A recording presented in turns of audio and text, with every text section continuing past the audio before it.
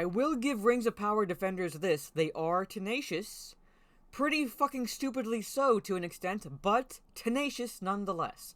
Hello, this is Mara Jade, and I'm back with another video, and my initial reaction to this headline is one of sheer bewilderment, because yet again, they are trying to use certain aspects of Peter Jackson's adaptation of Lord of the Rings to defend Rings of Power, and to defend a property, you should not have to look at any really outside source necessarily to defend said property, because the property itself, in this case Rings of Power, should speak for itself. You shouldn't have to necessarily compare it to anything else, and you certainly shouldn't have to compare it to the Lord of the Rings. But they are doing so. And now they are comparing the initial reaction of viewers, audience goers, to Fellowship of the Ring, to the initial reaction to Rings of Power, essentially, and claiming that Fellowship of the Ring wasn't instantly adored either, to defend what Amazon's doing to Middle-earth. Now, to that I say, to an extent, no shit, where were you? I even remember reading a review for one of the movies within the Lord of the Rings trilogy. I cannot remember if it was exactly Fellowship of the Ring, but it was either that or Two Towers, where a reviewer, a female reviewer, I do remember that, actually criticized how dirty Aragorn's fingernails were. Remember Aragorn, Strider, the ranger, who pretty much lived his life in the outdoors, didn't exactly see many inside places necessarily because of his occupation, for want of a better way of putting it. So he's not exactly going to be the cleanest of characters necessarily, but let's just say compared to the Harfoots in the Rings of Power, he had better fucking hygiene. But at any rate, that was one of the criticisms. And other people criticized the fact that there was no Tom Bombadil. I and others have criticized the use of Arwen and how her character was changed, but at the same time, in my personal opinion, this is just coming from myself, I'm not speaking for anyone, I'm not necessarily a purist to the strictest extent, alright? Now, I'm not to disparage that, not to criticize anybody who considers themselves a purist, but I, myself, am not, for two reasons. One, not everything can translate from one medium to another. Case in point, anime. Anime does not exactly translate from the anime itself, whether it's the manga or the animation, to a live-action adaptation. And two, not everything can exactly be portrayed on the screen. It can't be a verbatim page-for-page almost adaptation of the original source material, because then you're bordering on plagiarism. And some things, like I said, work one way, but don't exactly work another way, and so forth. Arwen taking Frodo to Rivendell was a change because Glorfindel is the one who helped Frodo get to Rivendell. But then again, when you introduce a character and then pretty much we don't see him for the rest of the trilogy, normies would wonder where he went. Fans would understand, but normies would be like, why do you introduce a character and we don't see him again for the remainder of the story? So I get certain changes, but those changes did not butcher the lore. They didn't change the tone or anything like that necessarily. Lord of the Rings was an actual adaptation of the actual work itself, the story itself. Rings of Power only has rights to the appendices, which, to borrow a line from Pirates of the Caribbean, is more like guidelines than anything, pretty much. Fill in the blanks. And showrunners are doing exactly what they said they would do in an interview several months back, telling the story Tolkien never wrote. We saw that blatantly in the previous episode with how they changed the origins of Mithril. But there it is. And again, they're trying to defend it in any way they can, and they're going to drag down the Lord of the Rings adaptations, in a sense, to do so. But let's just go through this article, and then I'm going to show IMDb, I'm going to show the reviews, and we're going to do a little bit of math, folks. A little bit of math. Alright, so here it is. Amazon Prime's venture into Middle-earth has been the target of unceasing backlash from a portion of its viewer base as detractors criticize everything from its characters to its storytelling. Rings of Power is just over halfway into its first season. By this Friday, it'll be 3/4 of the way through the season. 3/4 of the fucking way through the season, where I'll be on episode 6. So it'll be about 6 hours into what's supposed to be an epic story, what's supposed to bring people in to the story, which is about 2 times that of the theatrical runtime for Fellowship of the Ring. The theatrical runtime for the first movie in the Lord of the Rings trilogy was around 3 hours. 3 hours. So we're now double that. Double that. And we are fucking nowhere in the Rings of Power story. But, moving on. Slowly unfurling a story that increasingly appears to be genuinely epic in scope. How can you fucking tell? How can you fucking tell at this point? Really. We've only seen really 2 locations at best. At best. Oh well, 3 technically. But mostly 2. Southlands and Numenor. With check-ins occasionally in Khazad-dûm. The series has spent much of its first 5 episodes establishing characters and plot points that are potentially seasons away from fully paying off. It shouldn't take seasons to pay off, necessarily. So we should be starting to get payoffs before the end of the run, and they have 5 seasons planned out. Grand wars and toppled kingdoms are in this show's future, but for now it is taking care to approach its story slowly. To say it is a slow burn is a masterpiece of overstatement. With attention to detail that makes even longtime Tolkien scholars take notice. I have a feeling that they should be putting scholars in quotes now, because all the self-proclaimed scholars that we've been saying are basically social media scholars at this point. This cautious, leisurely approach to storytelling is one of the primary targets of pushback, however, as those with less regard for the show's intricate details lose interest in its languorous plot. It's not an exclusively modern problem, however, at least according to one denizen of the web who graced Reddit recently with a comparison of the reaction to Rings of Power to that of Peter Jackson's Lord of the Rings Fellowship of the Ring. Yeah, Reddit, the bastion of reliable information. While they note that sites like Imdb were far less used back in the early 2000s, the site still contains a number of salty reviews from long ago detractors of the immensely popular films. They also include reviews, namely for Fellowship of the Ring, up until the 25th of September. Nearly 21 years later. Alright? So, these are the IMDb reviews of Fellowship of the Ring from 2001. Look familiar, blah, blah, blah. I'm not going to go into all of them because this person basically dove into the reviews to pick out 3 1-star reviews, 2 2-star reviews, and then 3 4-star reviews, alright? 3, 4, we're going to get the total in a little bit later, but this is the Reddit post right here. Alright, if you want to read it, I'll be posting the link in the description. So here's that.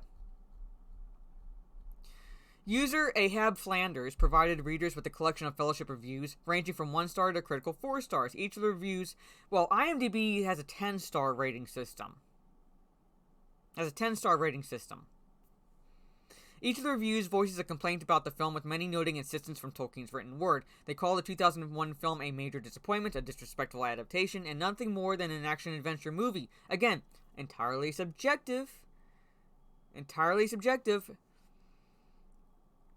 And for those who've been following these movies, reading Tolkien's work and so forth, have taken note of the liberties, and I use that word loosely, liberties taken with either excluding or including certain things from the book, namely excluding things like Glorfindel, or including the elves at Helm's Deep, things like that. But again, those liberties pale in comparison to the fast and loose fan fiction that is Rings of Power, which is supposed to be respecting Tolkien's works. I'm just beyond fucking flabbergasted at this point that the people are still trying to do this. Ahab Flanders' point is flawlessly made in the post, showcasing that audiences weren't instantly enraptured by Peter Jackson's trilogy either. Again, I say, no fucking shit. Where were you? It's not exactly a revelation. I remember reviews that criticized the adaptation. It's not exactly a revelation. But to try to bring it down and use it as a way to prop up Rings of Power in Rings of Power defense, the audacity of that is just ludicrous beyond fucking understanding. Over the years, however, it has become one of cinema's most popular movie trilogies, with a die-hard contingent of fans that will defend it with their dying breaths. We're guessing that even some of those 1-star reviewers came around to its finer points, despite an overemphasis on action and the lack of many Tolkien details. Okay, I'm not sure where this overemphasis of action necessarily is. Like, where's the overemphasis of action, pretty much? I mean, they're pretty much is action, namely, in the Two Towers and Return of the King. Alright? The fact of the matter seems to be relatively clear. Nothing is perfect and no adaptation is going to flawlessly recreate its source material. The thing is, again, Rings of Power doesn't have source material to fucking work with. They just have the appendices. That's not source material. That is literally filling in the blanks like an ad-libs puzzle. This is what we're fucking getting right now. Over time, however, a story can become something incredible all its own, even separate from the works that inspired it. It shouldn't be separate from the works that inspired it. Again, Lord of the Rings, the films take liberties, but they don't... You can't really separate them, necessarily, from what inspired it, because they are genuine adaptations. These people need to look up the word adaptation in the dictionary, because they're not using it the way it's intended. This is largely the case with Jackson's trilogy, and in a few years, or maybe a few decades...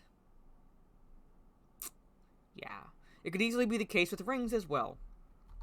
Alright, so here, we got this covered. So again, yeah, they're trying to kind of tear down a little bit Rings of, Fellowship of the Ring to build up Rings of Power. To build up the defense of Rings of Power. But, like I said, let's just go on the IMDb side, okay? So here are the user reviews for Fellowship of the Ring, okay? From 2001, and like I said, up until the 25th of September, alright? 25th of September, this movie is getting reviews.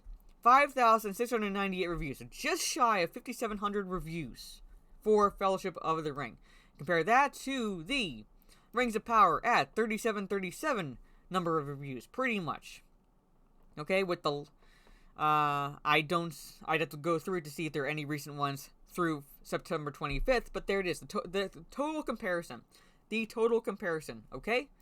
So, let's look at the 1-star review comparisons numbers, alright? So, Fellowship of the Ring, 1 star. Out of 5,700 reviews, 317. 317, okay? Let's see how many 1-star reviews are in Rings of Power. Oh, would you look at that? About 3 times, almost 3 times that of Fellowship of the Ring, 1-star reviews, okay? So 317 1-star reviews for Fellowship of the Ring. I'm not saying they don't exist. They exist as proof. Compared to the 964 Rings of Power. Okay? And I did a little math already. So I crunched the numbers. So 317 for Fellowship of the Ring out of the nearly 5,700 reviews is about 6%. 6%. Alright? 960, the 1 stars for Rings of Power out of the total of 3,737. Alright? It's about 27%. Alright? 27%. Almost 5 times that of the 1-star reviews for Fellowship of the Ring. Okay? Because, again, they're kind of showing that the initial reaction wasn't exactly instantly adored, right? And again, I say no shit to that, pretty much, but at the same time, people are still giving Fellowship of the Ring 1 star. You can look through the reviews, right? They're pretty recent reviews, they're still giving it 1 star. Different reasons, but they're still giving it 1 star. So, again, like, it's not beloved by everyone, necessarily. It's not, like, you know, I'm not expecting everyone to love it, pretty much. But you can look through it. I'll provide the links. I'll provide the links in the description as well. Alright? But I also looked at the 10-star reviews for Fellowship of the Ring. Alright? 3,055 out of nearly 5,700. Alright? About 54%. About 54%. For Fellowship of the Ring, 10-star reviews. Let's look at the 10-star reviews for Rings of Power. 597, which is 16%. So, about 4 times less than Fellowship of the Ring. 4 times less than Fellowship of the Ring. Okay? Now, again, I'm reading my notes, so it's not like I'm just pulling this out of my ass. I did the math. Alright, so let's look at the Fellowship of the Ring again. So I went through, and I mainly did 7 through 10 stars, and I also kind of included, if you include the 6 out of 10 stars, but for the most part I did the 7 out of 10, so here's like number of 9-star reviews, 591 for Fellowship, 8, 309, 7, 189, and 6, 156, alright? So if you total just the 7, 8, 9, 10 star reviews for Fellowship of the Ring, pretty much that's at 73%. Those total number of reviews, 73% positive favor. Alright? And if you include the 6 out of 10s, it jumps up about a couple points, pretty much. About 75%. 75 to 76%. Alright? So more positive than negative. Alright? So more positive than negative, right? Okay. Again, these reviews for Fellowship of the Ring, there's even some that are really recent up to this month. Okay? So, Rings of Power. Okay, there's the 10-star reviews, 597. 9-star reviews, 239. 8, 201. 7, 110. And 6, 182. Okay? Just out of curiosity, I didn't look at the 5s. Let's see what number 5s. 224, alright? But 6 out of... Alright? So you crunch those numbers. 7, 8, 9, 10-star reviews, alright? 31% positive. 31%. Now, if you include the 6 out of 10 stars, it jumps up to about 36%. But still less than half. So it's basically a little less than half that of the positive reception overall to Fellowship of the Ring. Now, okay, let's show all and sort by review dates. Okay? Oh, look. Very slow. 1 out of 10. 3 out of 10. 3 out of 10. 3 out of 10. Oh, there's 1 10 out of 10. 6 out of 10. Slow. 4 out of 10. 2 out of 10. There's an 8 out of 10. 6 out of 10. 9 out of 10. 2 out of 10. 1 out of 10. 5 out of 10. 4 out of 10. 5 out of 10. You get the picture. You who are watching this video get the picture. Alright? So there's Rings of Power. Let's look at Fellowship of the Ring. Show all by review dates. Okay? 25th. 10 out of 10. 10 out of 10. 10 out of 10. 10 out of 10. 8 out of 10. 9. 7. 10. 8. There's a 5. 10. 9. 10. 10. There's a 1. Like I said, there's 1 up until this month, giving it poor reviews. 10. 10. 10. 10. There's a 1. 10. 10. 10. 10. You're getting the picture, right? You're getting the picture. So they are going out of their way. They're going out of their way to defend Rings of Power. And they shouldn't have to do it because the work, like I said, for itself should speak volumes. And another thing that I wanted to point out is the box office numbers. Alright, so I'm not going to go into detail with this real fast, but for the Fellowship, Two Towers, and Return of the King, you're seeing the basically worldwide box office numbers. Okay? So for something that wasn't instantly adored, okay, it grossed nearly $900 million worldwide at the box office. Alright? So positive word of mouth did make it around. Because if you jump to the Two Towers, it's about nearly 30 million increase in worldwide box office. Then if you look at Return of the King, in comparison to Two Towers, a 200 million increase. A 200 million plus profits.